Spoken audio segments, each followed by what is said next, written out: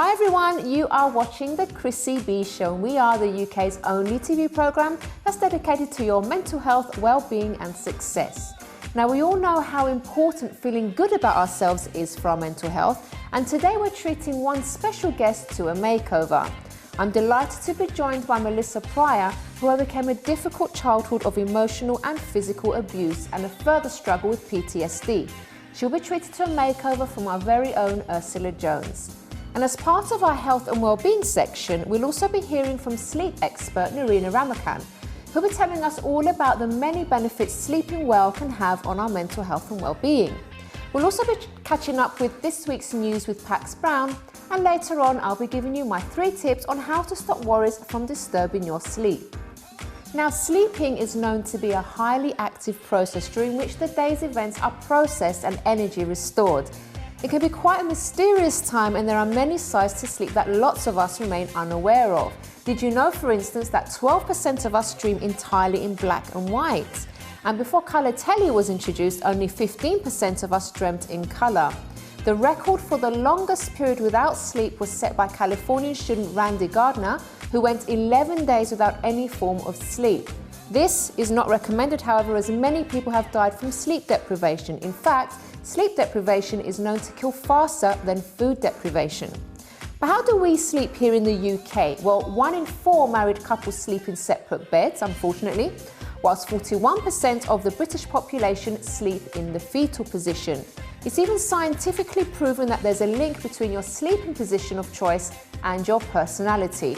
Well, I sleep on my side, so I don't know what that actually means.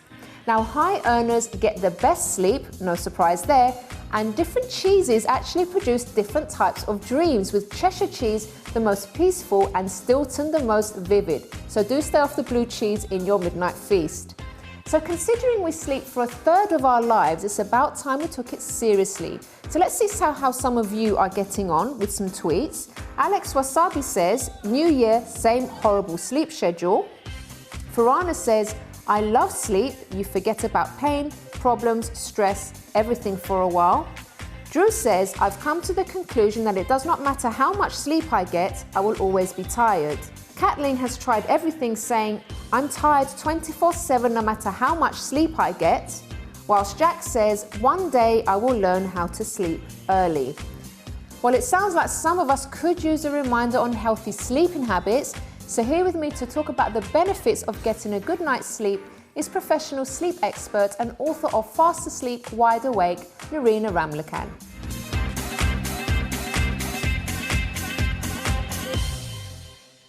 Hello, Nerina. Hello, Chrissy. Lovely to have you on the show. It's been a while. Yeah, it's an absolute pleasure. Okay.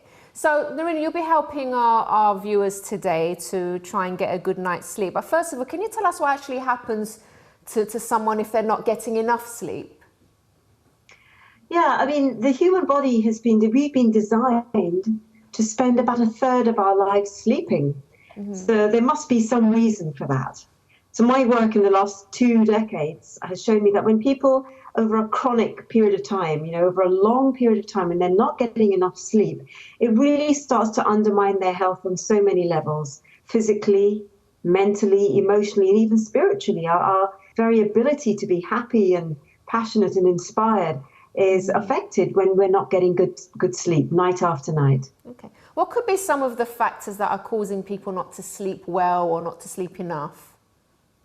Yeah, this is something that I've paid attention to a great deal over the years. And I certainly think the speed of life and technology has got its part to play. I mean, technology is not the enemy. It's wonderful. It can make life easier as well. Yeah. But the fact that these devices, these smart devices and laptops and the internet and email, it's so pervasive. It's really taken over our lives. Yes. And it's so difficult to switch off.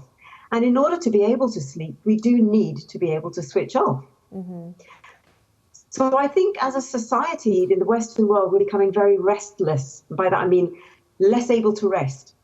Mm-hmm. And if the body is not able to rest, then it's not able to sleep. So the mere fact that we're constantly on the go all day long is, I think, one of the biggest contributing factors to us not being able to sleep.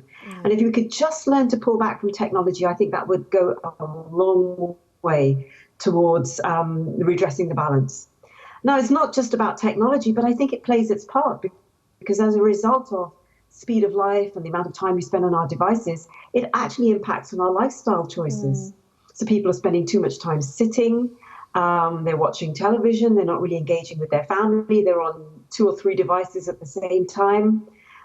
It might even affect the nutritional choices, their ability to go out and get fresh air, their ability to go to the gym. So I think, at the core of it, it's the fact that our ability to make healthy, balanced choices in today's fast-paced world is having a real impact on our ability to sleep. Okay. Now, I know there are lots of different factors that actually promote good sleep, but can you give us maybe some of your top tips to get a good night's sleep? To get a good night's sleep? Yes. Okay. So the 5 steps, 5 things I recommend that we all do to give ourselves a good chance of getting good sleep, because it has an impact on the nervous system. It cleans up the nervous system and prepares it for sleep. Okay. Step 1, make sure that you're eating breakfast every day within half an hour of getting up. Okay. So you get up in the morning and you don't immediately get onto your phone or start fretting about the children or doing the million and one chores and getting going in the head. You eat breakfast, ideally within the first half hour. So don't commute to work and then eat breakfast. Eat within half an hour. Okay. This will have an impact on blood sugar control and the amount of melatonin you produce. Okay. It will help you sleep at night. Second thing, lay off the stimulants. Stop feeding the body with the energy of caffeine and refined sugars, which puts the body into survival mode. It's almost like having an adrenaline injection. And that stops the brain from producing melatonin at night. Okay. So clean up your act with caffeine and refined sugars, particularly after 2 o'clock in the afternoon, avoiding caffeinated drinks. My third point, and this one might sound so obvious, you might be sick of hearing this one, but it really does make a difference. Make sure that you are well hydrated. Aim to drink about 1 litre to 1.5 litres, maybe even 1 litre to 1.5 litres of water a day. Okay.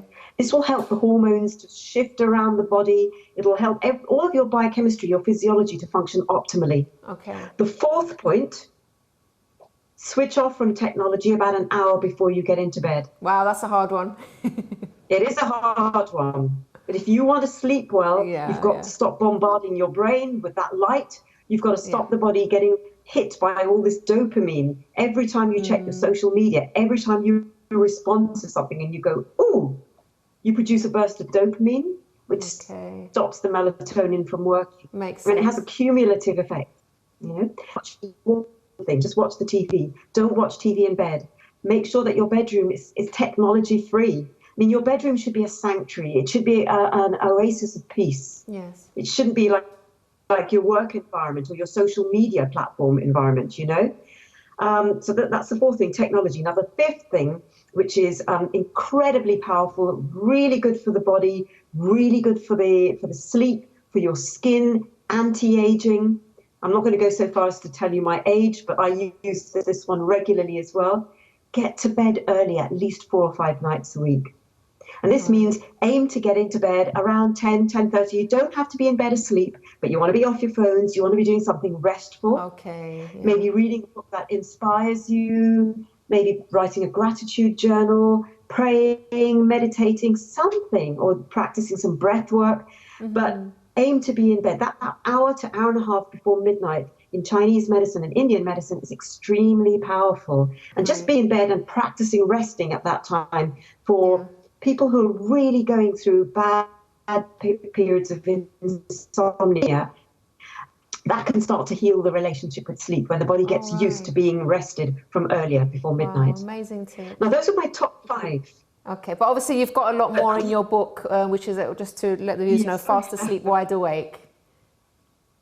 Yeah. Are you writing more books after this, Nerina? I've just received another publishing request yesterday, actually, so I'm debating whether to do that. But I would say that, my top tips, which they're really powerful tips, is that sleep is an act of faith. And I think 2016 was such a difficult year for so many people. Yes, it's true. That I think when we cultivate inner faith, it helps us to let go of the day, regardless of what's going on in our lives. And life can be messy. When we have good, strong inner faith, it helps us to let go and sleep at night. Yes. So cultivate good, strong faith muscles for 2017. Brilliant. Nerina, thank you so much. That's been so helpful, and I'm sure that's helped our viewers. And sorry, guys, for the few of the technical issues we've been having, but hopefully you got everything that Nerina said there. Thank you, and we'll see you again soon, hopefully. Thank you, Chrissy. Absolutely, anytime. Thank you.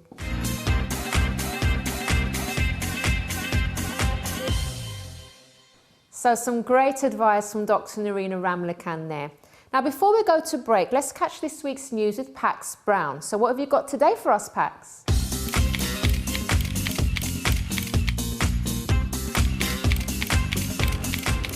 Thank you, Chrissy. Now, it seems like this coming year might be an important one for mental health and well-being, with Prime Minister Theresa May already mentioning that she will improve mental health care by unveiling new measures. She said she will specifically help people with depression in order to fight the rising rate of suicides. And it's clearly an issue that needs to be addressed more, as the BBC has recently reported that delays in discharging people with mental health issues from hospital are causing big problems within the NHS. And according to a study conducted at the end of 2016, reported by The Independent, millennials are the loneliest generations, even more so than the elderly. This is mainly caused by the financial stresses that come with the festive season. And the problem is not just limited to the UK. The Guardian refers to Europe as a whole, saying that the continent is failing to provide the adequate mental health support to the child refugees coming from conflict war zones. The 8 million child refugees have been described as a mental health time bomb, and ignoring them now would be a terrible mistake. In Scotland too, we are seeing the ill effects of bad mental health support, with teachers having taken 500,000 days off work over the last 3 years. The numbers are rising year by year, meaning that teachers are not receiving enough support. And last but not least, yet another study, this time from the University of Oxford, has shown that up to 1 in 11 cases of psychosis are completely curable, since they have discovered that they may actually be immune-treatable diseases in which antibodies attack the brain. That's all I have for you today, guys. Now back to you, Chrissy.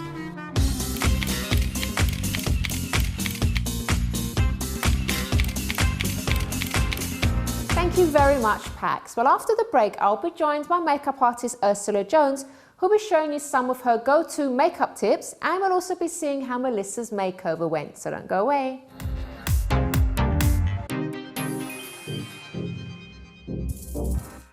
Welcome back to the Chrissy B Show, everyone. Now, before we show Melissa's makeover, let's take a look at this video. Do you know someone who deserves a makeover and would like to tell their story? Perhaps it's someone who's going through a hard time or is always thinking about other people and not about themselves. Let us pamper them here on the show. And you can even nominate yourself. Get in touch with us via our website, chrissybshow.tv, and you or your friend could be the next person getting spoiled and sitting on the sofa having a chat with Chrissy. And the pampering could continue because every month we give away a fabulous gift of a spa treatment courtesy of the luxurious Thai Square Spa in Trafalgar Square. You will feel like royalty, so don't delay. Get in touch today.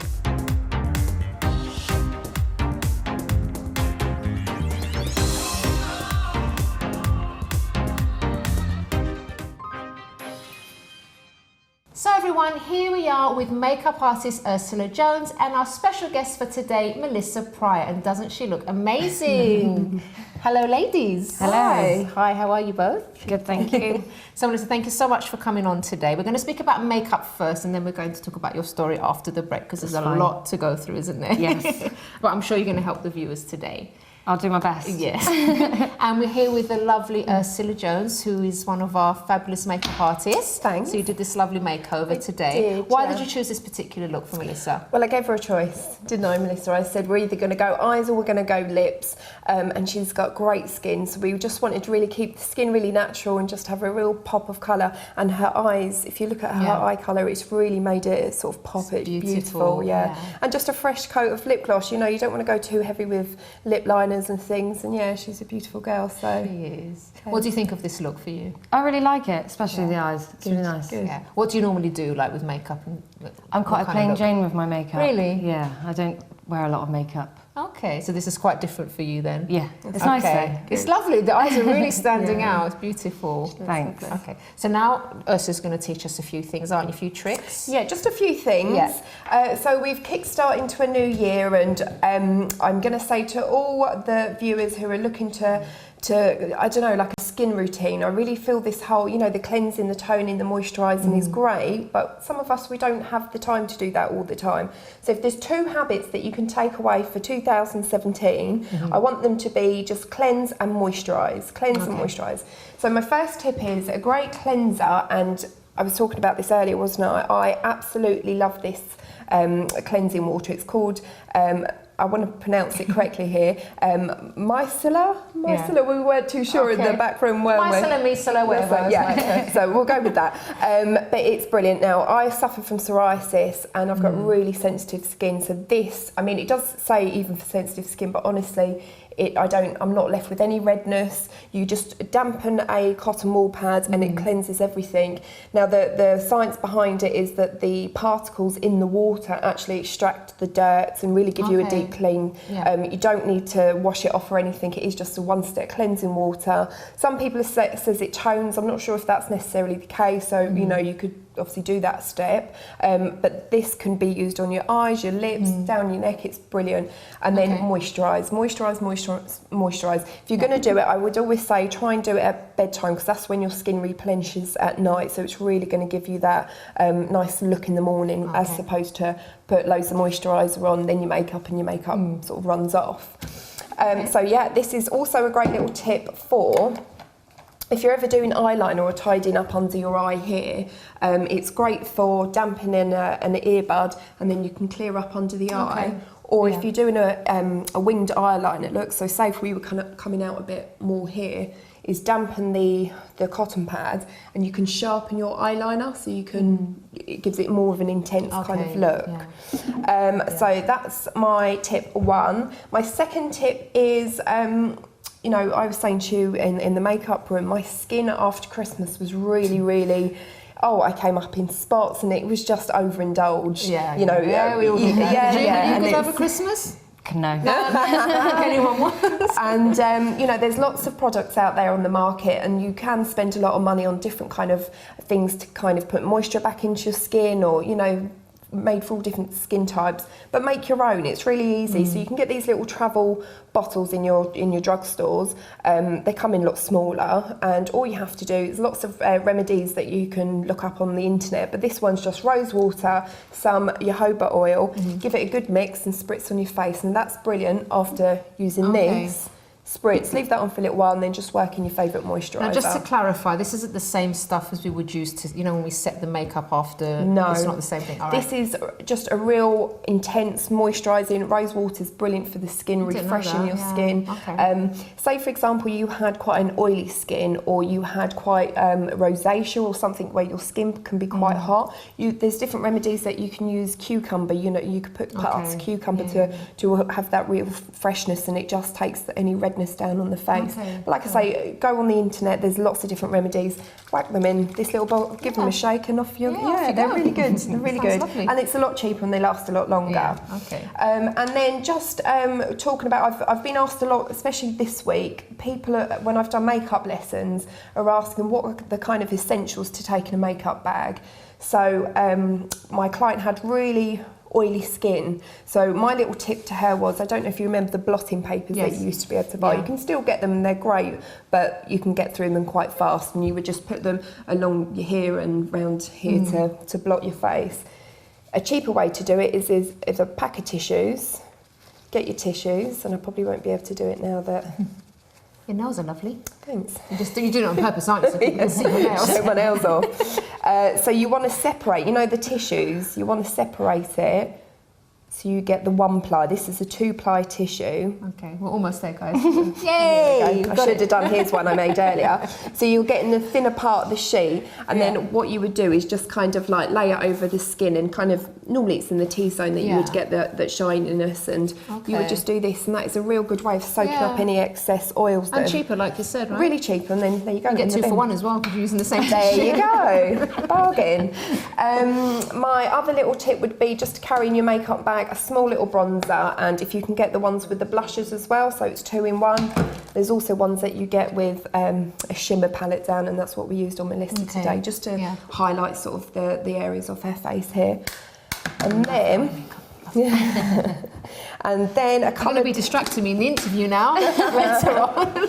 And then a coloured lip gloss. You could either go coloured lip gloss. A lip stain is what we actually used on Melissa. It's nice and fresh, and it doesn't look too, heavy like a lipstick. Or these sticks that they last forever. You put them on, and 5 hours later, it's still, they fade really well. Okay. So I suppose a lipstick and a lip gloss. Okay. And then a couple more. A kohl liner is great for just, this is again what we've done on Melissa. Just the top of her lid, we've just smudged it out just to intense it, and you can see like how green her eyes look. Yeah. Or you can use these all-in-one sticks, rub it all over the eye, rub it in, and it just takes you, from a day to kind of an evening look. And the last thing, a concealer or a foundation or a powder, whatever your skin type might be, just a small little product. And I mean, really, this is even still a big makeup bag. I could have gone a lot smaller. But just, things to freshen up your makeup, just to go from day to evening if you're going for dinner and things like that. You make it sound so simple, but it really is. Once you get into the habit, right? Yeah. Do you have a makeup bag with lots of stuff in, or just like? Yeah, but I don't keep it in my handbag. I don't actually keep makeup on me. Oh, no. So now you can do it. There's a few products. I might start. Yes. Ursula, thank you so much, my darling. That was really helpful for everybody. Good. And we are keeping on Melissa, as I said, because she has a very powerful story that she is going to share with the viewers at home, and I think you're very brave for doing this. Thanks. So, really congratulate you for doing that. But before we do go to break, have you guys heard of virtual reality therapy? So many people go through all sorts of trauma in their lives, and lots of those people are soldiers. So here's a video from the Mental Health Channel on how this form of therapy helped this particular gentleman.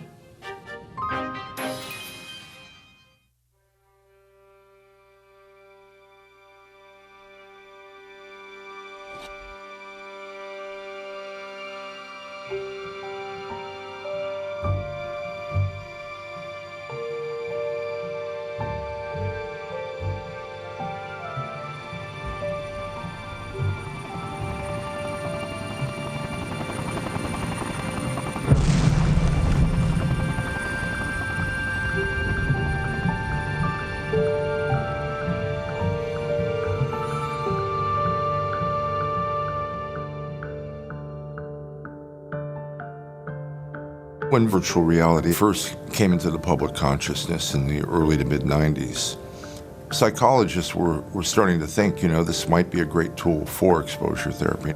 A number of folks started to put people in simulations of what they were afraid of, people with specific phobias, and all of a sudden they'd find that it was easier to confront their fears in the real world after confronting them in the virtual world. Fear of heights, fear of flying. When we came about the idea of trying to develop a virtual Iraq, virtual Afghanistan scenario, it came about really from the naive impression that we could translate a video game into a clinical tool very easily. It was a good thing I was naive, because if I knew how much work was going to be involved, I might have steered away from it. One of my grad students who's actually going to Iraq, he took our system over there and actually had boots on the ground, putting on the headset, saying, you need this, you need that. So when our funding came in, we had a whole laundry list from people that were in Iraq that were telling us, firsthand experience, what would be needed to make it credible.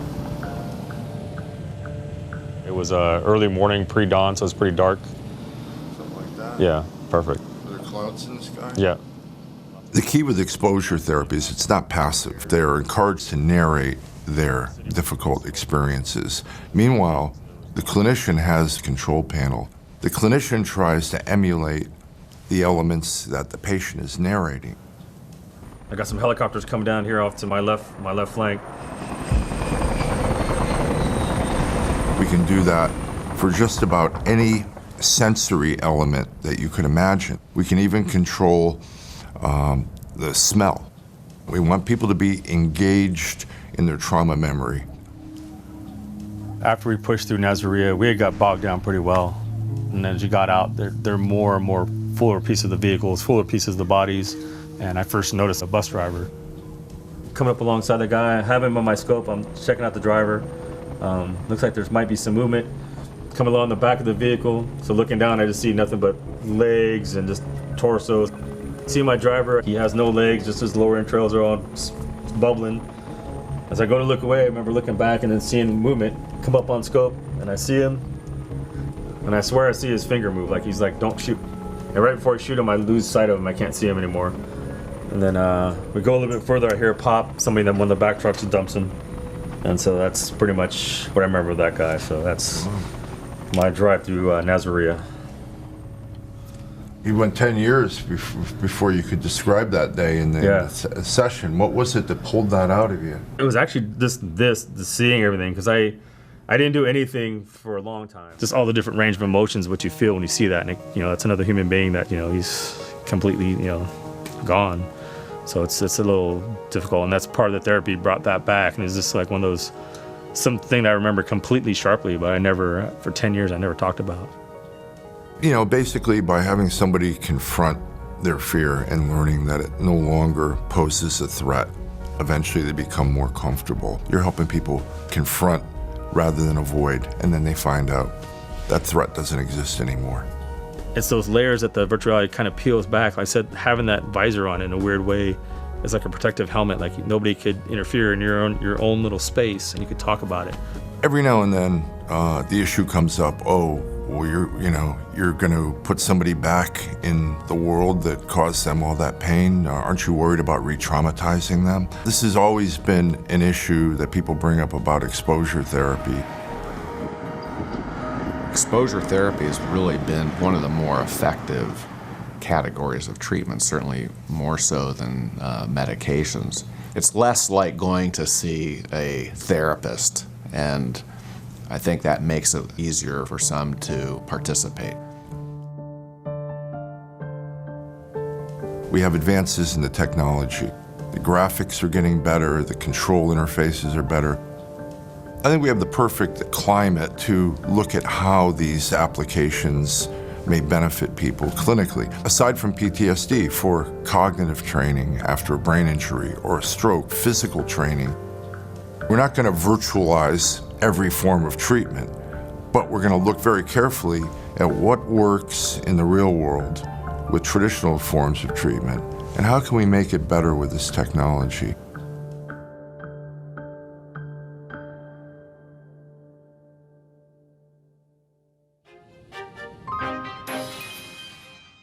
So thank you very much to the Mental Health Channel for that video, and if you'd like to know more about them, you can visit our website chrissybshow.tv and click on our contributors section, and you'll find everything you need to know there.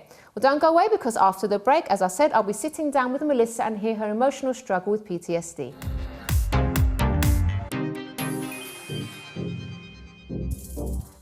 Hi, I'm Chrissy B, and my show is all about improving your mental health and being happy. Join me every Monday, Wednesday and Friday at 10 p.m. on my channel Sky 203. Visit chrissybshow.tv for more information and subscribe to our YouTube channel Chrissy B Show.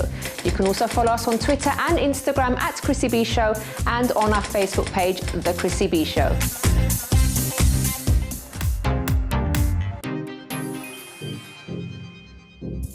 Hi everyone, and welcome back to the Chrissy B Show. So earlier before the break we met Melissa, and now she's actually going to be telling us her story. And as I said, it's the first time that she's speaking about this on TV, so I think she's very, very brave. And this is all to encourage you guys at home, if you are going through something or you've been through something in your past that's hurt you, that's causing you a lot of issues. This is so that we can encourage people to actually open up and get the help that they need. Isn't that right, Melissa? Yes. Yes, okay. So take us back. When did all the problems actually start in your life? From what I remember, from the age of 8 years old. Okay. So what was happening at 8? My mum had a partner who was violent towards her. Okay. So he was never actually violent towards me or my little brother, but it was always my mum. But it was enough. It done enough damage, basically. So basically, you were witnessing everything that was going on? Yeah, they would sometimes, even when they did it downstairs away from me and my brother, I always felt like the protective role model to always want to go and watch, not to watch in a way of like trying to traumatise myself, but in a way of keeping my mum safe, so that if anything happened to her, then when the police came, I could tell them what had happened, and he couldn't lie. So it was almost like a protection thing. All right. What kind of things are we talking about here? What was the kind of things that you witnessed? Black eyes, broken noses, headbutts, fingers shutting door. I witnessed my mum having a miscarriage. Awful. All sorts, really. Plates getting thrown at people. What was going, if you remember, back then, what was actually going through your mind at the time? Like, fear. What was happening? Okay. Fear. Yeah. Fear that someone was going to get seriously hurt. Fear that I was going to lose my mum. Fear that what if he had hurt my mum so badly, he then turned on me and my brother. Okay. So he never turned on you physically, but was there any other kind of abuse? No, with him, he was in my mum's life for 3 years. He was in my mum's life longer as a friend, but for the 3 years it was violent. Right. There were times that he was nice and he was lovely and he was really funny, but as soon as it came to drink or drugs or my mum not doing what he wanted her to do, then he would turn nasty. But it wouldn't just be violence. He would sit in a car and rev the engine, threatening to drive it into the house when we were in there. He would lock us in the house. He would lock us out the house. Yeah. If my mum ever kicked him out, he would sleep in the garden. We'd just go out the door one morning, he's there in the garden in the sleeping bag. Or sleep in the shed, break in. Did you ever tell anyone? I had a close-knit of friends that we all grew up down the same cul-de-sac. We were all, even neighbours were close and things. So our close friends knew, because sometimes it would happen at like 4 or 5 in the morning. And my mum would have to get me and my brother out of bed and take us to a friend's house for the night, and then we'd go to school from there, or we'd stay there for the next day, depending on the situation. Okay. Or sometimes some family members knew, but my dad was in a violent relationship as well, so even if I went to his house, I'd be listening to it there. Yeah, okay. And then my auntie lived away, so although I could go to her and escape for a weekend, like instead of being at home, alone, basically. Pretty much, yeah. You didn't really have I couldn't tell school because social services and things like that, and I didn't want to be left. I don't want to leave my mum, and I didn't want my brother to go. So. But she got out of that relationship eventually. Yeah, she met a new bloke. Okay, and then what happened? He was lovely. He rescued us. He saved us from the violent one, which was amazing. He was absolutely lovely for about a year. Yeah. Yeah. So what happened after that? He adored my mum, absolutely adored her, but too much. He got very jealous of mine and my mum's relationship. Me and my mum are like best friends. I don't know what it was. I don't know whether it was because we were separate from, like, children from another relationship or... Okay. But he just seemed to have this thing with me. Now, I wasn't an easy... Well, he came into my life when I was 13, so just going to secondary school.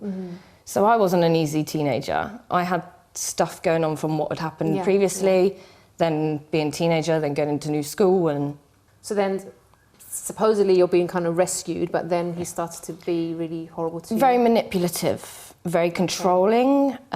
He'd constantly put me down, like anything. Even if I'd, like, got really dressed up to go off with my friends somewhere, he'd be like, oh, you wearing that? And then my mum would be like, oh, you look really nice, I like this outfit, blah, blah, blah. Or he just won't even look at me. Okay. Or you get home from school and you're like on eggshells, like, what's his mood going to be in? Is he going to be really angry? He's going to be sulking? His sulking, if he's in a mood, everybody knew about it. Okay. How did that make you feel on a day-to-day basis, actually having to go home to that every day? Fed up. Yeah, that's probably the best word for it, fed up. How did you feel about yourself? I hated myself. Really? Yeah. Because I thought maybe it was... Sorry. That's okay. You're doing really well, sweetheart. I thought maybe it was me. Like, maybe I was such trouble that I don't know. I felt like maybe it was my fault somehow, but it wasn't. Which, of course, because I was a child. Yeah, exactly. And there's nothing I could have done. Yeah. And for a bloke to come into a relationship with someone having someone else's children, that's hard enough. Yeah. Especially with what they've just been through for the last few years, even more, like, difficult. He hasn't got children of his own. Yeah. But the way, if we did something wrong, the way he dealt with it was over the top. Yeah. Completely the wrong way to deal with anything. And this is actually a really important point that you're making, because, you know, people that do go through any type of abuse, whether it be physical, sexual, emotional, psychological abuse, there is a point where they actually do blame themselves when it, you know, it wasn't their fault. It wasn't. This is where all the manipulation comes in, isn't it? And this is something why it's so important for you guys. You know, if you are going through or been through something like this, you do need to speak up about it, because just for someone to sit down and actually tell you that, look, it's not your fault, because you can end up hating yourself. Yeah, definitely. At the end of the day, like you said, you did. There were those feelings about you, even though you got so much going for you. You know, in every department, it's like you still don't know. You don't see it because of everything that you've been told by this person. Yeah. Okay, you're doing so well. You're okay to carry on? Thanks. Yeah, it's fine. Okay, then. So how did then things progress? You know, how did you deal with all that, and how did you eventually get help? It got to a point where I ignored him, basically. So he just saw me as a stroppy teenager giving him dirty looks. But actually, I just didn't want to say the wrong thing for him to then start. That's what I mean. Then my mum would come home from work, and if I told her one thing, he'd tell her another. My mum was all loved up because he adored her. He worshipped the ground she walked on. And, well, he did treat her like rubbish in the end. But it was just like you would tread on eggshells. You didn't want to say anything wrong. You didn't want to do anything wrong because you couldn't be bothered with the massive blowout that it would cause. Yeah. So if he come in from work and you go, hiya, you all right? Ignore you. Slam the door. Great, he's had a bad day at work. What's going to come from this? And then I'll go, hiya, again, just to make a point that he's ignored me. I suppose that could be a teenager thing, like wanting a response. And then he'd just go off on one, oh, you're every name under the sun, basically. Put me down, and then obviously I would never shout back at him because I was petrified of him. He was 6, 7 foot. He was massive. His voice was so loud and so deep, and he always looked angry. And anyone that saw him in the street, he looked really angry the other day. It's just the way he looks. Okay. But it would get to a point that if I did do something wrong, he would just, it was always emotional and psychological. He would read my diary when I was at school. Then I'd wonder how he was finding out stuff and how I was grounded and why. Goodness. And things would get broken around the house. He would deny all knowledge, and it would come straight back to me. I mean, there was a time when you actually weren't living in this situation anymore, but the thoughts, this is where the PTSD comes in, doesn't it? The thoughts were still coming back to you, and you were getting flashbacks and everything. Yeah, I moved to my dad's when I was 16. Basically, he caused such a rift in between me and my mum. He was always threatening to kick me out. He was always threatening me to move out. He was always telling me that basically bad-mouthing my family, bad-mouthing my dad, bad-mouthing my friends, that none of my friends would want to come around the house. I'd always go to their houses. Yeah. No one would want to really come around because they didn't know what he was going to be like. But yeah, it got to moving in with my dad, and then I started getting panic attacks and really bad anxiety, really bad depression. I would literally just walk to school to the bus stop, stand at the bus stop, I'd pretty much faint. I would have nightmares, sorry. Do you still have nightmares? No. Okay. No. Nightmares, flashbacks, heart palpitations, sweating, overthinking things, just loads. So see, this just goes to show that even though you might not be in that abusive situation, that environment anymore, if it's not dealt with, it's still kind of coming out. It's still there. On. Yeah. You put a plaster over it, and it's covered it for now. But as soon as something triggers, it's back open. How did you actually get help tools? How did you start to help yourself? I left school with no GCSEs, and I always, through what I went through, I always said that when I got older, I was going to help people that went through what I went through, and I was going to stop it. I was going to be the one to stop domestic violence. Obviously not, but I want to help. And when I left, I started volunteering in places, and I started looking at studies. I've been studying 10 years now, since I left school. Okay. And I decided to train as a counsellor, and I wanted to help in the mental health sector. Yes. And as I was training to be a counsellor, you had to have your own therapy to know what it felt like to be a client and to have to open up.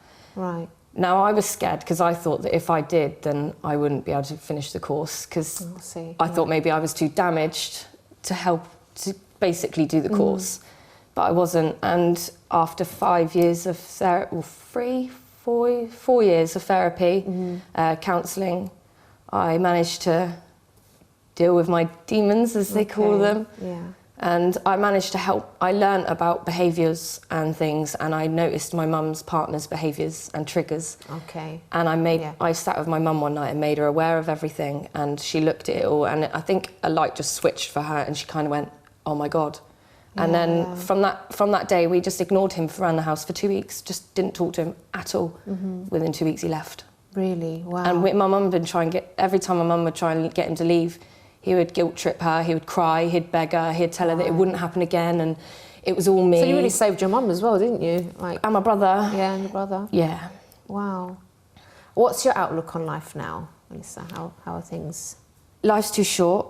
Treat people how you want to be treated. And love as much as you can. Because it just gets overlooked now, really, I just think. Yeah. And if someone's watching now, I'm sure there are people watching now that have been through something similar, or maybe it's just something else, but it's something that's getting them down. What advice would you give to them? Go and see somebody. It doesn't make you weak for seeing a counsellor or a therapist of any sort. If anything, it's a very brave and strong thing to do, to have to go and sit with someone you don't know and open up about something so personal. But it is worth it. If you can really do it and go and see someone, do it. Definitely do it.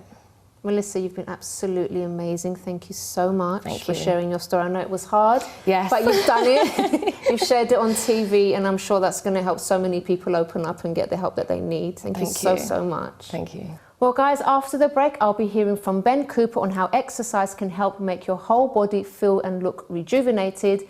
And I'll be giving you my top tips on how you can get a better night's sleep. So don't go away.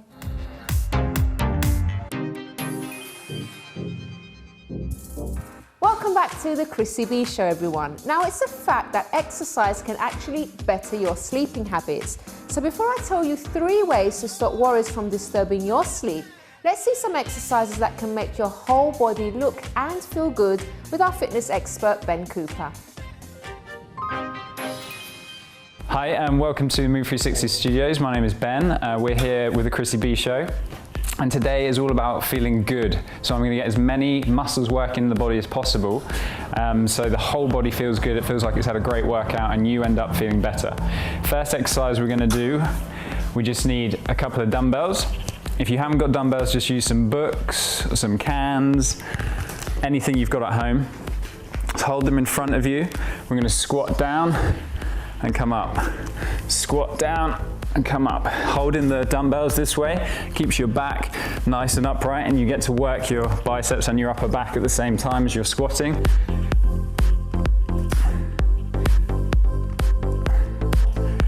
And you want to do about 10 to 12 reps of those squats. Then with your same dumbbells, we're going to go into a shoulder width stance, bend at the hips, nice straight back, and then pull through with the arms.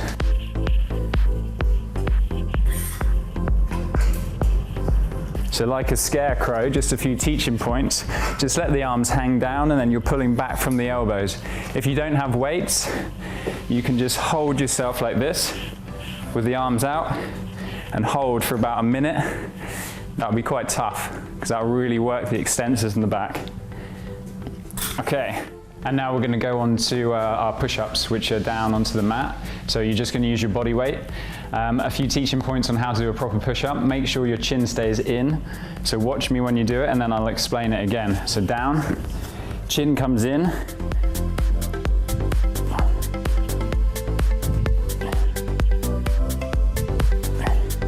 So a lot of people try and get their head down to the ground, which pulls you into very bad posture. So the chin comes forward. Make sure it's the chest that's going to the floor. And the elbows can stay about 45 degrees from the shoulder and pushing up from there. So watch me again on that.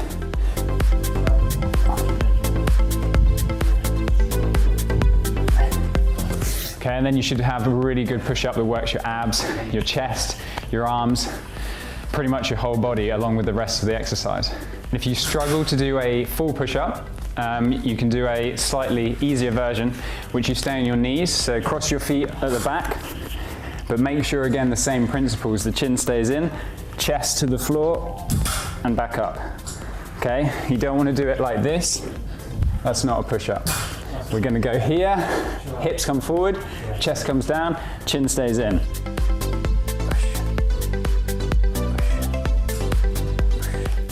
That way we still work the abdominals, otherwise they just get left behind and no one wants to leave their abdominals behind. So talking of abs, we're going to go on to a more specific abdominal exercise. I call this navel radiation. The belly button is the navel, so we're going to radiate around it to work the abdominal wall. So lying down on your mat, spread out like a starfish, and then you're going to come up to the middle and then control back up. Okay, and open the arms and legs back where they were. Come up again. And control down.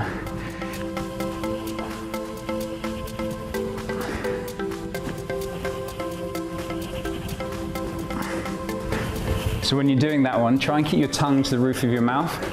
That helps to use the right muscles in your neck. And try and breathe out as you come up and breathe in as you go back. And you'll really feel that start to work those abdominal muscles. And it's a great complement after the muscles we've already worked, so the whole body has got to work out in those 4 exercises.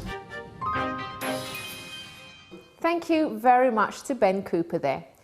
Now going back to what we were speaking about earlier with sleeping, we can follow all of the tips that Nerina shared with us earlier, which were brilliant tips by the way. But if there's something on your mind, it's still going to be pretty hard for you to sleep if you're maybe staring at the ceiling and worrying about these issues. So here are a few of my own tips on how not to let problems interfere with your sleep. So tip number 1 is make decisions and follow through. So say for example you have debts and loads of money problems. So sit down and actually make a plan of how you're going to deal with it all. And actually we had earlier a program about debt and how to clear debts and things like that. So if you want to check that out on our YouTube channel, you can do so on Chrissy B Show, and don't forget to subscribe.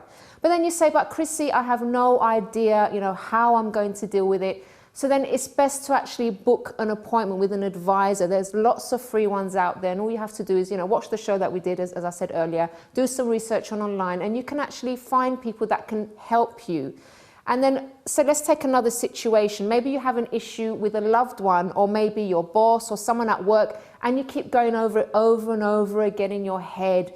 And maybe you just keep reliving things and you make up things, and there's this whole soap opera going on in your head. So the best way to actually deal with this is to call the person and schedule a time to meet them and to talk. So once you've actually made that call, you're one step closer to sorting the issue out, and you're ready, you'll feel better. And if you can actually meet the person and sort it out immediately, even before you go to bed, even better. So just the actual act of doing something, taking a step, making a decision to sort something out already kind of calms you down. And in your mind, you're like, oh, well, at least I'm doing something. At least it's not just sitting there, getting worse, and nothing's being done. That already gives you that boost, and that will help you sleep better already. But then you worry and you say to yourself, what if it all goes horribly wrong? I speak to this family member, I speak to my boss, and it just doesn't go well at all. Well, you need to think of the worst case scenario, which is my second point. Ask yourself, what's the worst that can actually happen? If you actually go to speak to a person maybe that you've had a misunderstanding with, determined not to get angry, determined to talk, quietly, peacefully, to maybe swallow your pride and listen to the other person too, what's going to happen? So even if you try your best and the person doesn't want to know, at least you've tried. And say if you do end up losing your job, does that mean you'll never work again if it's a case with your boss or with a work colleague? But then you say, I'm upset because it went badly with that person. Well, this actually takes me to my next point. My third point is to let go of things that are out of your control. So if the person never wants to speak to you again, why should your life stop? Just move on. Now, I've spoken on this program before how when I started going out with my boyfriend, now husband, I actually lost family members over it. And though I tried to, because they didn't agree with the relationship, because we're from different backgrounds, different cultures. But even though I tried to talk to them and to reason with them and everything like that, and it didn't work, at least I'd done what I was supposed to do. I tried, it didn't work. Later on, many years later, everything changed, everything was sorted out. But at the time, what else could I do? So, you know, I had to move on with my life, and I couldn't allow that thing to prevent me from losing sleep or from ruining my relationship. So there's some things that are out of our control. If you've tried your best, if you've done everything that you can do, then there's some things that you just have to let go and accept, well, okay, I've done my bit, it can change in the future. You still, you know, believe that it can change, but at the end of the day, you can't allow that situation to take your, you know, your sleep away, the peace that you have. And, you know, you just have to carry on with your life. If I had been stuck in that situation, if I had been, you know, miserable because certain people weren't talking to me, it would have affected my relationship. And it was because of my relationship that, you know, all those problems happened in the first place. I wasn't going to allow that to ruin my relationship, which was really good. So those are my 3 tips. I do hope that's helped you. So along with Dr. Nerina's advice and also the 3 tips that I've spoken to you about, I really do hope that's helped you. But if you have something that you would like to share with us here on this program, maybe it's related to the topic of sleep, maybe it's related to our real life story guest that we had today, please do get in touch. We do love to hear from our viewers. You can email us on info@chrissybshow.tv. You can also tweet us at Chrissy B Show or leave a message on our Facebook page, The Chrissy B Show. And if you'd like to know more about me and how I overcame depression and panic attacks and other mental health issues, you can visit my website, which is mylifeafterdepression.com. Till next time, bye for now. The Chrissy B Show has been absolutely lovely. I was so nervous about coming on and talking about my story, but everyone made me feel really at ease, and Ursula did a great job with the makeup, so thank you. Hi everyone, you are watching The Chrissy B Show, and we are the UK's only TV programme that's dedicated to your mental health, well-being and success. Well, we all know how, well, it sounds like some of us could use a, sorry, 1 minute. And according to a study conducted at the end of 2016, reported recently in The Independent, The Guardian also refers to Europe as a whole, a continent that is failing to provide adequate mental health support to the child refugees.